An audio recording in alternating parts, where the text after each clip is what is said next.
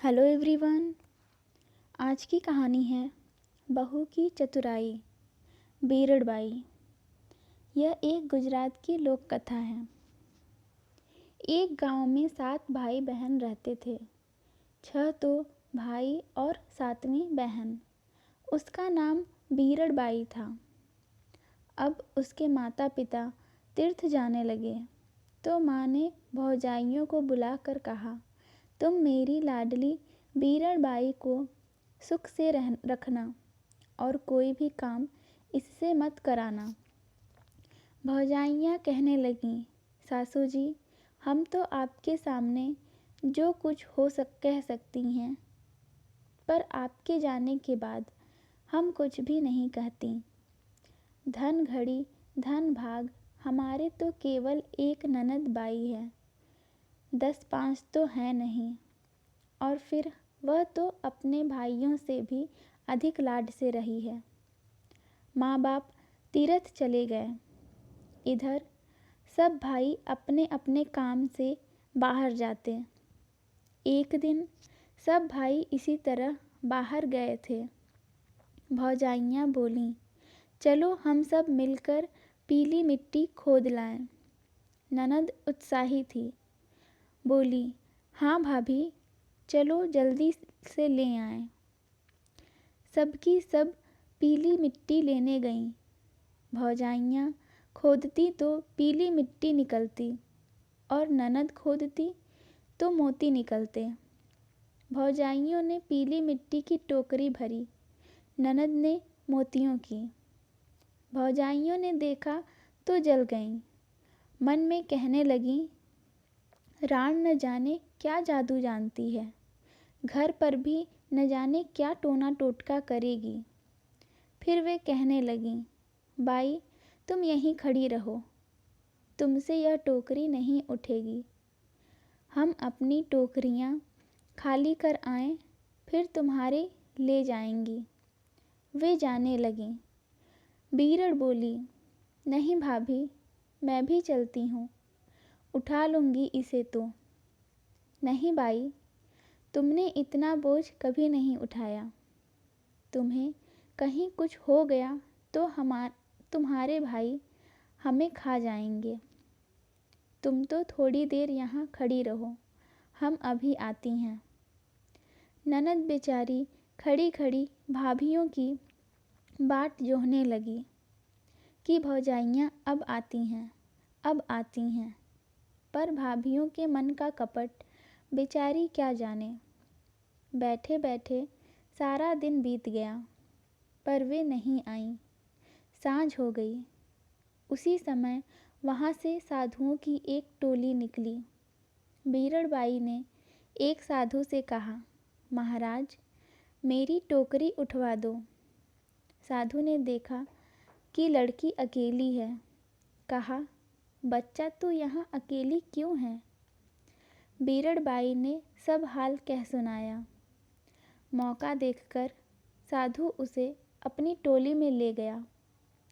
बीरड़बाई रोने लगी, पर वहाँ कौन सुनने वाला था। कई दिन बीत गए। साधु ने उसे कहीं नहीं जाने दिया।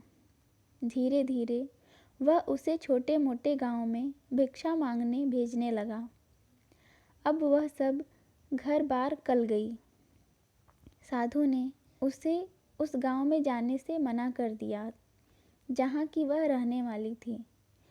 उसने कहा कि उधर तुम्हें कोई पकड़ लेगा, वहाँ भीख नहीं मिलेगी। डर के मारे वह बेचारी उधर नहीं जाती थी। एक दिन साधु बीमार था। बीरड़बाई को कुछ याद नहीं रहा और भूल से वह उसी गांव की गली में चली गई जहाँ की वह रहने वाली थी। उसकी एक भौजाई द्वार पर खड़ी थी। बीरड़बाई जाकर गाने लगी, 7 भाई की एक बीरड़बाई, मोतीड़ा हो खोदते जोगिते पकड़ी, माई माई भिक्षा दे। 7 भाइयों की एक बीरड़बाई थी। उसे मिट्टी खोदते हुए जोगी ने पकड़ लिया। हे माई भिक्षा दे। भाभीयों ने उसे देखा तो ललकार कर भगा दिया। वह सब भाइयों के घर होती हुई आखिर छोटे भाई के द्वार पहुंची। वहाँ भी उसने यही गीत गाया। इतने में उसकी माँ सामने आ गई। कहने लगी, बाई, तू क्या गीत गाती थी? एक बार फिर से तो गा। उसने फिर से गा दिया।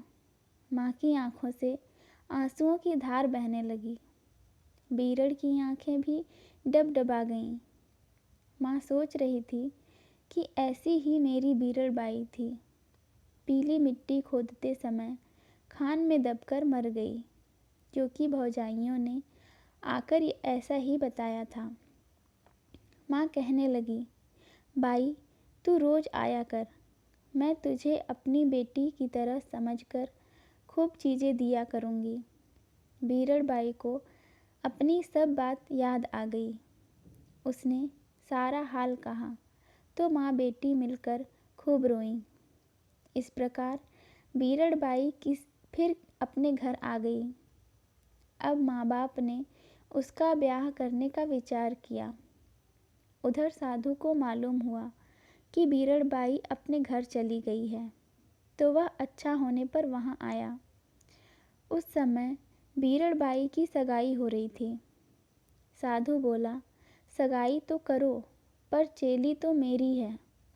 जब उसका ब्याह हुआ तो साधु आकर फिर कहने लगा, ब्याह तो करो, पर चेली तो मेरी है। ब्याह पूरा हुआ और बीरड़ बाई अपनी ससुराल जाने लगी। साधु फिर आया और कहने लगा, लाडो तो ले जाओ, पर चेली तो मेरी है। इस तरह साधु बीरड़ बाई के पीछे पड़ गया। बारात घर पहुंची तो वहाँ भी साधु आकर कहने लगा, बारात तो आई, पर चेली तो मेरी है। जब इस प्रकार साधु बीरड़ बाई को जगह जगह छेड़ने लगा तो बीरड़ बाई घबराई। उसने कहा, ओ प्रियतम, ओ सास जी, मुझे 7 ताले में बंद करो, नहीं तो यह साधु मुझे पकड़ ले जाएगा। बीरड़ बाई को ससुराल वालों ने 7 तालों में बंद करके सुलाया।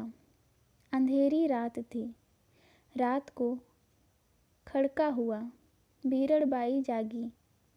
उसने कहा, पहला ताला टूटा, सास जी जागो। दूसरा ताला टूटा, ससुर जी जागो। तीसरा ताला टूटा, जेठ जी जागो। चौथा ताला टूटा, जेठानी जी जागो। पांचवा ताला टूटा, देवर जी जागो। छठा ताला टूटा, देवरानी जी जागो। सातवां ताला टूटा, प्रीतम जी जागो। इस तरह बीरड़ बाई ने सबको जगा दिया। उसी समय साधु ने 7वां ताला तोड़कर बीरड़ बाई के कमरे में प्रवेश किया। सबने मिलकर उसे पकड़ लिया और उसकी ऐसी मरम्मत की कि फिर उसने कभी उस ओर आने का साहस नहीं किया। बीरड़ बाई अपने घर में सास ससुर की सेवा करती हुई आनंद के साथ रहने लगी।